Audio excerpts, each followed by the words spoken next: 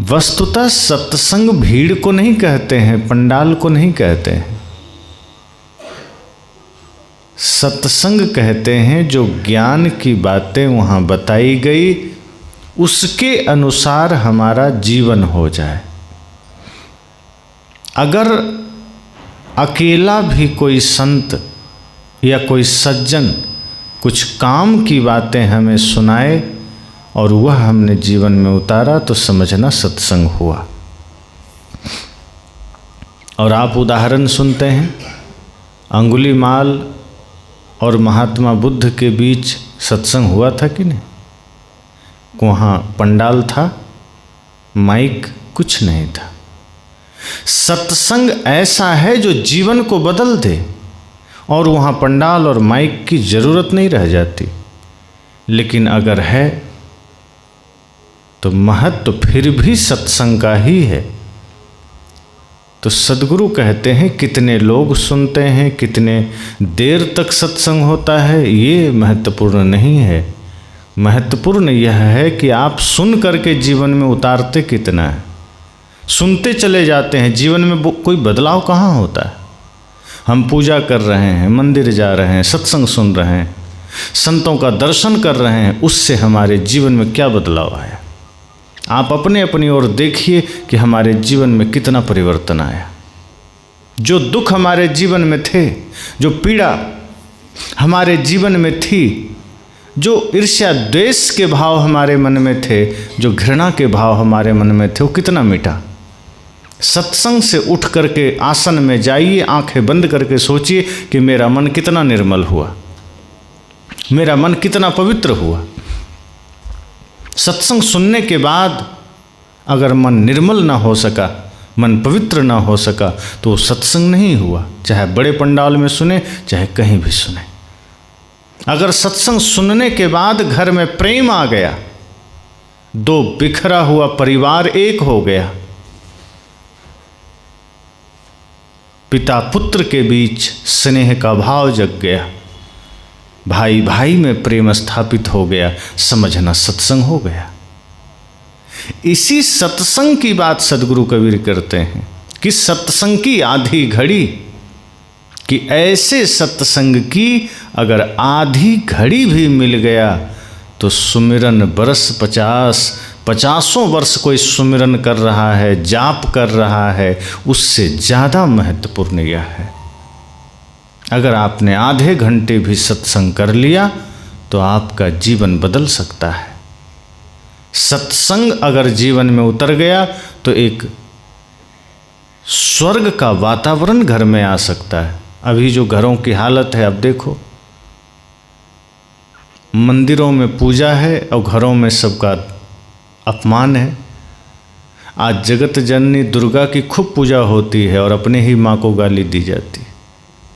आज जगत पिता महादेव की पूजा होती है और अपने ही पिता को लात मार के वृद्धाश्रम भेजा जाता है। ये पूजा है क्या?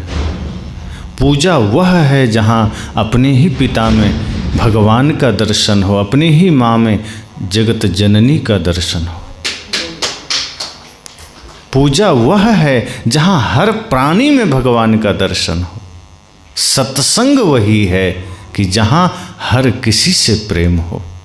अभी तो कोई आगे बढ़ गया तो हमें नफरत हो जाती है कि हमसे आगे किसे निकल गया। कोई हमसे बढ़िया कपड़ा पहन लिया, हमें घृणा हो जाती है, ईर्ष्या हो जाती है कि हमसे कीमती कपड़ा पहन लिया। माता पिता गुरु के प्रति हमारी श्रद्धा खोती चली गई, हम नफरत और घृणा में जीने लगे। सद्गुरु कहते हैं यह सत्संग नहीं है। सत्संग अगर वास्तव में जीवन में उतर जाएगा तो किसी भी प्रकार की कोई समस्या जीवन में नहीं रहेगी। आप प्रकाशित हो जाएंगे। जैसे कमरे में बल्ब जला दिया जाए तो अंधेरा रहेगा? नहीं रह सकता। ऐसे ही सत्संग जीवन में आ जाए तो किसी के जीवन में कोई झगड़ा नहीं रहेगा। और सत्संग करने के बाद भी अगर झगड़ा है तो समझना उसने सत्संग को जाना ही नहीं, उसने सत्संग किया ही नहीं। तो हमें सत्संग में वास्तव में अगर उतरना है तो यह समझना है कि सद्गुरु कबीर किस तरह की बात करते हैं। वे कहते हैं कि जिन्हें सब में परमात्मा दिखे वो सत्संगी है। जिनको माता पिता गुरु में श्रद्धा है वो सत्संगी हैं। जो शुद्ध शाकाहारी वैष्णव जीवन जीते हैं वो सत्संगी हैं। जो छोटे से चींटी पर भी करुणा कर सके वह सत्संगी है। हम सत्संगी तो बन जाते हैं, गुरु से दीक्षा ले लिए, कहीं माला ले लिए, हमारे जीवन में कोई प्रेम नहीं, कोई श्रद्धा, कोई समर्पण नहीं, माता पिता गुरु के लिए, राष्ट्र के लिए कोई सकारात्मक भाव नहीं, कोई सेवा का भाव नहीं। तो सत्संग की आधी घड़ी का भी सत्संग हो तो जीवन बदल सकता है, लेकिन सत्संग होना चाहिए। और सत्संग जब होगा तो जीवन बदलेगा। पहले के समय में बड़े बड़े कुआं से या तालाब से, खास करके बड़े बड़े कुआं से रहट की व्यवस्था होती थी, जिसमें दर्जनों पात्र लगे होते थे टीन के, और एक पानी में डूबता था, दूसरा निकलता था, डूबता था, ऐसे चक्र जैसा घूमता रहता था। पानी भर के जा रहा है, निकल रहा है, और वो रहट से सिंचाई होती थी। तो छोटे छोटे दूरी पर वो लगे होते थे, और एक भरा निकला ऐसे करते हुए वो खेतों में जाके पानी ऊपर गिर जाता था। अब वो लंबे समय तक उससे सिंचाई होती थी, दिन भर, 24 घंटे, लेकिन उतना असर नहीं होता था। लेकिन कहते हैं ना कि 1 घंटे ठीक से बारिश हो जाए तो धरती भीग जाती है, जगह जगह पानी इकट्ठे हो जाते हैं। सदगुरु कहते हैं ऐसे ही सत्संग है, वो रहट की तरह सुमिरन चलता रहेगा। अब जैसे कोई आदमी रोज़ मंदिर जा रहा है, कहीं पूजा कर रहा है, किसी भगवान को स्मरण कर रहा है, गुरु को स्मरण कर रहा है, पर जीवन में सत्संग उतरा नहीं है। वो बस नियम से रोज़ सुबह उठा, कहीं अगरबत्ती जला दिया, कहीं पूजा कर लिया, कहीं गंगा जल छिड़क दिया, उसको लगा मैंने पूजा कर लिया, मैंने बहुत कुछ कर लिया। साहब कहते ये ऐसा ही है जैसे रहट चल रहा है, लेकिन कुछ उसका ज़्यादा फर्क नहीं पड़ा। थोड़ा सा मन को शांति मिली, चलो तुम थोड़ी सी पूजा कर ली, लेकिन जैसे अचानक बारिश हो जाए और पूरा धरती भीग जाती है, साहब कहते हैं ऐसे सत्संग जिस दिन उतर जाएगा उस दिन पूरा जीवन सराबोर हो जाएगा। उस दिन पूरे जीवन में जीने का ढंग, जीने की दिशा ही बदल जाएगी। फिर मन वचन कर्म निर्मल हो जाएगा, और मन को निर्मल करना, वचन को निर्मल करना ही सत्संग है। अभी हम सत्संग भी करते हैं और हमारा वचन कितना कटु होता है। कोई किसी से बात करता है, कटु वचन बोल देता है, भाई भाई का सुनना नहीं चाहता, पिता पुत्र का सुनना नहीं चाहता, पुत्र पिता का सुनना नहीं चाहता, पति कुछ कह दे पत्नी नाराज, पत्नी कुछ कह दे पति नाराज, सास कुछ कह दे बहू नाराज, बहू कुछ कहे सास नाराज। कोई किसी को सुनने को राजी नहीं। ना हमें सुनना पसंद है किसी का, लेकिन हाँ कटु बोलना पसंद है। हम कटु बोलने को राजी हैं, लेकिन फिर कोई दूसरा हमें कटु कह दे तो हम सुनने को राजी नहीं। ये तो ऐसा ही हुआ कि हम किसी का मजाक बना सकते हैं, हम किसी को सता सकते हैं, किसी को गाली दे सकते हैं, लेकिन दूसरा दे दे तो हम खफा हो जाते हैं कि तुम मेरे साथ ऐसा करोगे। हम किसी के साथ झूठ बोल देते हैं, पर वो बोल दिया हम नाराज हो जाते हैं। हम किसी पर क्रोध कर दिए, सामने वाला कर गया तो हमें दुख होता है।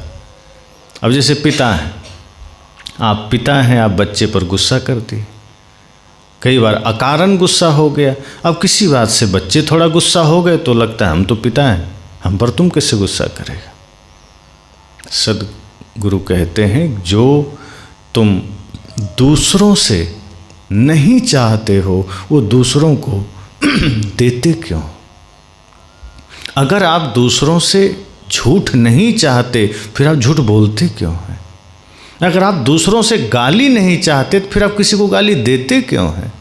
अगर आप किसी से बेईमानी नहीं चाहते तो आप दूसरे को बेईमानी देते क्यों हैं? आप भी ईमानदार रहिए, दुनिया भी आपके साथ ईमानदारी करेगी। सत्संग का अर्थ सिर्फ इतना नहीं, मैंने पहले ही कहा कि बैठ के बस 10, 20, 50 आदमी, 1000 आदमी बैठ के कुछ सुन लिया, घर चले गए। सत्संग का मतलब है प्रतिपल अपने मन को देखना, प्रतिपल अपने विचारों को शुद्ध करना, प्रतिपल अपने आचरण को शुद्ध करना। सदैव सजग रहिए कि इन आँखों से कुछ गलत न देख सकूं, कानों से गलत न सुन लूं, ये हाथ कुछ गलत न कर जाए, ये पैर कुछ गलत न कर जाए, ये मन गलत सोच न पैदा कर ले, ये मुख से कुछ गलत शब्द न निकल जाए। जब इतनी सजगता आ जाएगी कि एक एक इंद्रियों से पूरा पवित्र, एक एक इंद्रियों में पवित्रता आ जाएगी, समझो सत्संग हो गया। अभी हम सत्संग भी कर रहे हैं, आंखें गलत भी देख रही है, कान गलत सुन भी रहे हैं, मुख से गलत बोल भी रहे हैं, पैर भी जहाँ तहाँ नाच नौटंकी देखने को चला गया। पैर मतलब पैर बस नहीं गया, आदमी गया तो पैर के ही द्वारा गया। हाथों से हम गलत काम भी कर लेते हैं, किसी को मारपीट भी दिए, जुआ ताश भी खेल लिए। सदगुरु कहते हैं आपके इंद्रियां, आपके कर्म अगर बहिर्मुख हैं, गलत कर रहे हैं, तो समझना सत्संग नहीं हुआ। सत्संग होगा तो कर्म बदल जाएंगे, कर्म पवित्र हो जाएंगे, फिर आप घर में भी रहेंगे तो समझना सत्संग हो जाएगा। इस घर को आप मंदिर समझना। आप चाहते हैं कि सत्संग सदा जीवन में रहे तो घर को मंदिर समझो। ये आपका घर ही मंदिर है, और जब घर मंदिर बन जाएगा तो सबसे पहले आप देखते हैं मंदिरों में कितनी स्वच्छता रहती है, कितनी पवित्रता रहती है। लेकिन आज हमने बाहर मंदिरों की सफाई तो की है, घर को मंदिर नहीं समझा तो घर हमारा साफ नहीं रहता। हमने अपने शरीर को मंदिर नहीं समझा तो हमारा शरीर पवित्र नहीं रहता। साहब कहते हैं मैं तुम्हें मंदिर से तोड़ना नहीं चाहता, मैं बल्कि तुम्हें ये दिखाना चाहता हूँ कि पूरा जगत विराट मंदिर है, तुम्हारा घर मंदिर है, तुम्हारा जीवन मंदिर है। अपने शरीर रूपी, अपने घर रूपी मंदिर को अगर पवित्र बना लो तो उसमें रहने वाले समस्त जीव तुम्हें परमात्मा दिखने ही लगेंगे, और वो परमात्मा ही। तो घर को भी पवित्र रखिए मंदिर की भांति, शरीर को पवित्र रखिए, और जब शरीर पवित्र होगा तो पवित्र शरीर से पवित्र वाणी भी निकलेगी, पवित्र चिंतन भी निकलेगा, पवित्र विचार निकलेंगे। अभी हम कितना भी बढ़िया कपड़ा पहनते हैं, कितना भी बढ़िया खाते हैं, लेकिन बोलना होता है तो एकदम कड़वा बोलते हैं। कोई आदमी रोज़ चीनी मीठा खा रहा है, मिठाई खा रहा है, लेकिन बोलने का समय आया तो कड़वा बोल दिया, तो क्या मतलब हुआ? शरीर पर आप कितना भी कीमती वस्त्र पहन रहे हैं, लेकिन वाणी अगर सही नहीं निकली तो वो बाहर की सुंदरता किस काम की? सदगुरु कहते हैं कि शरीर में साधारण कपड़े पहनो, कोई हर्ज नहीं। आप मीठा नहीं भी खाएं, कोई हर्ज नहीं, लेकिन मीठा बोलें। अगर मीठा बोलेंगे तो वो मीठी वाणी दूसरे के हृदय में शीतलता पैदा करेगी, दूसरे के हृदय में शांति पैदा करेगी। इसलिए मैंने कहा कि जब आपका बाहर भीतर शुद्धि रहेगी, बाहर भी घर मंदिर बनेगा, शरीर भी मंदिर बनेगा, तो वाणी भी पवित्र निकलेगी, चिंतन भी पवित्र निकलेगा। फिर गलत सोचेंगे नहीं, गलत विचार नहीं करेंगे, फिर किसी के साथ दगा नहीं करेंगे, किसी को धोखा नहीं देंगे, मन में कोई भी दुर्भावना नहीं आएगा। अभी तो ये रहता है कि बस किसी तरह अपना काम बन जाए, दूसरे को तो कोई मतलब नहीं, नरक में जाए। सदगुरु कहते हैं यही तो सत्संग की कमी है कि बाहर सत्संग चल रहा है, भीतर सत्संग नहीं उतरा, इसलिए सारी समस्या है। इसलिए जीवन में सदा प्रयास करिए कि हृदय में सत्संग उतर सके। जब हृदय में सत्संग उतरेगा तो घर जगमगा उठेगा, पूरा घर आनंद से भर उठेगा। जैसे राम जी का पूरा जीवन देखिए, उनके जीवन में सत्संग था, भक्ति थी, गुरु आज्ञा थी, माता पिता के प्रति श्रद्धा थी, तो राम जी का परिवार बिखरा लेकिन दुख नहीं आया। अब लोग कहेंगे दुख तो आया, लेकिन दुख आया पर उन्होंने दुख को सिर पर या हृदय में आने नहीं दिया। वो जहाँ थे वहाँ सुख में थे, वो जंगल में भी थे तो आनंद में थे, परम शांति में थे। और परिवार भले ही कोई यहाँ कोई वहाँ चला गया, पर किसी का किसी से प्रेम खत्म नहीं हुआ। आज तो थोड़ा सा कुछ हो जाए तो अपने ही भाई से बोलचाल बंद हो जाती। 10 साल 15 साल 20 साल साथ रहने वाले पति पत्नी भी अचानक कहते नहीं हम तुम्हारे साथ नहीं रहेंगे, चलो तलाक दे दो। ये हमारी भक्ति, ये हमारा सत्संग है, यही इसका फल हुआ। क्या मतलब हुआ? क्षुद्र चीज़ों के लिए हम प्रेम तोड़ लेते हैं, क्षणिक चीज़ों के लिए हम एक दूसरे से नाता तोड़ लेते हैं। धन वैभव जो नश्वर है, जो छूट जाएगा, साथ जाएगा क्या? उसी के लिए हम परिवार से प्रेम तोड़ लेते हैं, भाई से प्रेम तोड़ लेते हैं। राम जी ने सिखा दिया कि सब छूटे तो छूटे, परिवार न छूटे, भाई न छूटे, माता पिता न छूटे। जहाँ रहें उनके प्रति श्रद्धा रहे, प्रेम रहे। ये धन तो आज है, कल नहीं रहेगा, लेकिन प्रेम सदा रहेगा। धन के लोभ में परिवार से बैर नहीं, धन के चक्कर में माता पिता और गुरु से बैर नहीं। अगर माता पिता के प्रति श्रद्धा है, अर्थात भक्ति का धन है, समझना उससे बड़ा कोई धन ही नहीं। इसलिए चेष्टा करिए कि सत्संग थोड़ा ही हो, लेकिन उसमें हम कुछ सोचें समझें कि यह सत्संग हमारे जीवन में कितना महत्वपूर्ण है। अगर हम थोड़ा देर भी सत्संग का हिस्सा बने तो एक शब्द भी जीवन में उतार लिया तो उद्धार हो सकता है। और यदि हम सिर्फ सुन लिए और सुनने के बाद हमने जीवन में उतारा नहीं तो हजारों सुनते रहें, महीनों सुनते रहें, कोई फर्क नहीं होगा। जैसे भोजन का समय हो, थाली में भोजन परस दिया जाए और सामने रख दिया जाए और आप खाएं नहीं, सिर्फ देखते रहें तो पेट भरेगा? अगर थाली में भोजन परस दिया गया और उसे खाएंगे नहीं, सिर्फ रखा रहेगा, पेट नहीं भरेगा। सत्संग में हम वही करते हैं। सत्संग सुनाया जाता है, हम सुनते हैं, खूब बढ़िया से सुनते हैं, लेकिन उसको हृदय में उतारते नहीं हैं तो लाभ नहीं करता है। सत्संग को उतरने दीजिए, हृदय में मंथन करिए, आसन में जाइए, चिंतन करिए कि सत्संग हम सुनते हैं, हमारा जीवन बदला क्यों नहीं? क्यों हम घृणा में जीते हैं? क्यों हम नफरत में जीते हैं? थोड़े दिन की जिंदगी है, ये हमारा खुद का शरीर नहीं रहेगा और हम दुनियादारी के लिए मरे जा रहे हैं। एक दिन सब छूटेगा, पर प्रेम नहीं छूटेगा। प्रेम आत्मा का स्वभाव है और ये प्रपंच शरीर से जुड़ा है और शरीर सबका मिटेगा। अभी इसी पूरे नगर में 100-150 साल पहले वाले कोई बचे हैं? 150 साल वाले तो कोई नहीं होंगे। सोचो, वो भी हमारी आपकी तरह रहे होंगे। 200 साल पहले वाले कोई नहीं होंगे, वो भी हमारे आपकी तरह रहे होंगे। उनका भी घर परिवार होगा, ज़मीन जायदाद होंगे, कपड़े लत्ते गाड़ी घोड़ा सब रहे होंगे। आज उनको खोजने जाओ कि भैया तुम कहाँ हो, मिलेंगे कहीं? उनकी ज़मीन यहीं है, दुकान यहीं है, मकान यहीं है, उनका कुल खानदान यहीं है। वो कहाँ है? कहीं नहीं।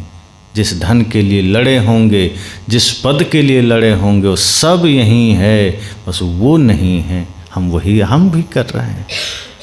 उन चीज़ों के लिए हम लड़ लेते हैं जो कभी साथ जा ही नहीं सकता, लेकिन जीवन में प्रेम धारण नहीं करते जो साथ जाएगा, जीवन में भक्ति धारण नहीं करते जो साथ जाएगी, सेवा धारण नहीं करते जो साथ जाएगा। इसलिए सदगुरु कहते हैं सत्संग सजगता का नाम। होश में आ जाना है कि जीवन थोड़ा है, पता नहीं कब किससे किसका बिछुड़ना हो जाए। इससे अच्छा है कि जीवन को सजा के जीना है, होश में जीना है। और जिसको यह ध्यान रहेगा कि जीवन थोड़ा है, वो पाप नहीं कर सकता। जब हम भूल जाते हैं तभी पाप करते हैं। जिस दिन हमें यह आभास रहे कि जीवन तो वर्तमान में है, आगे पता नहीं हम जिए ना जिए, इसलिए वर्तमान को हमें ठीक करना है, वो आदमी कभी भूल नहीं कर सकता। जो संत और सत्संग से जुड़ा उसके जीवन की बिगड़ी संवर गई, और जो सच्चे मन से नहीं जुड़ा वो सत्संग में रहा लेकिन जीवन संवर नहीं पाया। वो संतों से जुड़ा रहा लेकिन सच्चे मन से नहीं जुड़ा तो कोई लाभ नहीं हुआ। इसलिए संत कहते हैं कि सच्चे मन से सत्संग में जुड़ना, गुरु संत के पास जाना तो किसी भी प्रकार का मन में कोई छल कपट अहंकार ईर्ष्या द्वेष का भाव नहीं, मिटा के पूर्ण समर्पण के साथ जाना, सच्ची लगन से जाना। जो गुरु शरण में सच्ची लगन से गया वो व्यक्ति पार हो जाता है, सब पा लेता है। तो गुरु संतों की संग और उन विचारों को जीवन में उतारना जो गुरु हमें देते हैं, यही सत्संग है। सत्संग मतलब क्या? सत्य का संग। और सत्य क्या है? ये संसार सत्य नहीं है, ये झूठ है, आज है कल नहीं रहेगा। सत्य आत्मा है, सत्य सत्य है, अहिंसा है, प्रेम है, करुणा है। जो प्रेम को धारण करता है वो सत्संगी है। जो ईमानदारी को, सेवा को, भक्ति को धारण करता है वो सत्संगी है। और जो इसमें रम गया, और ऐसा नहीं है कि इसके लिए आपको घर छोड़ना पड़े, इसके लिए आपको अलग से समय निकालना पड़े। सदगुरु तो कहते हैं जहाँ जहाँ डोलो सो परिक्रमा, जो कुछ करो सो पूजा। आप झाड़ू लगाओ घर में, ये सोचो कि मैं मंदिर में झाड़ू लगा रहा हूँ, वही पूजा हो गया। आप भोजन बनाएं, ये सोच कर बनाएं कि हम भगवान का भोजन बना रहे हैं, वही पूजा हो गया। आप एक एक कर्म ऐसा करिए जैसे कि आप मंदिर में भगवान के लिए, परमात्मा के लिए कर रहे हैं। आप देखेंगे कि आपका कर्म पूजा हो गया। संत रैदास जी के लिए कहा जाता है ना, आज उनकी जयंती भी, कि मन चंगा तो कठौते में गंगा। सबको पता है। वो जूता सिल रहे थे कुछ लोग उधर से आए, पंडित लोग, उन्होंने कहा चलिए मंदिर पूजा करने। संत रैदास ने कहा पूजा? वो तो हम कर ही रहे हैं। तो पंडित ने कहा कि यहाँ तो अगरबत्ती नहीं दिख रही है, धूप नहीं दिख रहा है, यहाँ बेलपत्र भी नहीं दिख रहा है, आप पूजा कैसे कर रहे हैं? संत रैदास ने कहा कि तुम ये मानते हो कि मंदिर में जाना, धूप दीप अगरबत्ती जलाना दिखाना पूजा है, पर मेरी नज़र में जूता सिलना भी पूजा है। तो पंडित हंसने लगे कि ये क्या मजाक है, जूता सिलना कहीं पूजा होता है? अरे पूजा तो जब तक हम बेलपत्र ना चढ़ा दें, प्रसाद ना चढ़ा दें, पुष्प ना चढ़ा दें, तब तक पूजा कहाँ को। कहा तुम उस मंदिर में पूजा करने जाओगे, बेलपत्र चढ़ा दोगे, मिठाई चढ़ा दोगे, दूध चढ़ा दोगे, और बाहर जब आओगे तो लोगों के साथ बदतमीजी करोगे, झूठ बोलोगे, छल करोगे, गुस्सा करोगे, और तुम सोचते हो कि तुमने पूजा कर लिया। मैं जूता सिल रहा हूँ और मेरे मन में इतना ही भाव है कि ये जूता किसी इंसान रूपी भगवान के चरण की सुरक्षा करेगा, और यह भाव से मैं जूता सिलता हूँ। सोचो मेरी पूजा हो गई। मेरी ये जूता किसी न किसी इंसान रूपी भगवान के चरण की रक्षा के लिए, मैं इस भाव से सिलता हूँ। मैं ये जूता भी सिलता हूँ तो पूजा के भाव से सिलता हूँ। तुम पूजा भी करते हो तो छल के भाव से करते हो। कितना फ़र्क है दोनों में, कि हम पूजा भी करते हैं तो किसी और के दुख की कामना करने चले जाते हैं, अपने लिए सुख मांगते हैं भगवान से कि भगवान हमको सुख दे दो, हमें घर दे दो, पद दे दो, और पड़ोसी को नरक दे दो। यही तो मांगते हैं कि हमारा घर 5 मंजिला कर दो और पड़ोसी का 2 मंजिला है तो भूकंप में तोड़ दो उसको। हमारा घर चकमक बना दो, चमचमा दो, और पड़ोसी का झोपड़ी बना दो और उस झोपड़ी में भी आग लगा दो।